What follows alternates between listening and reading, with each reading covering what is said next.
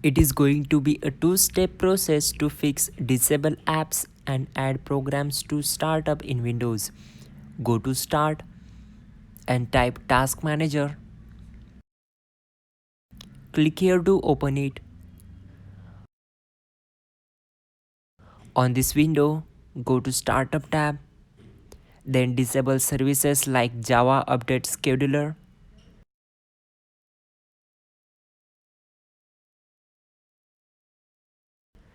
And close it. Again go to Start, search for Paint, right click on it and click on Open File Location.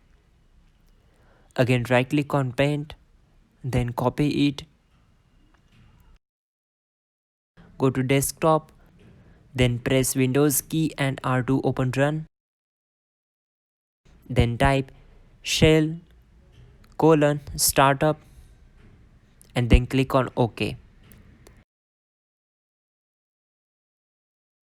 And just paste here Paint application. That's it. Your problem is solved. You're good to go.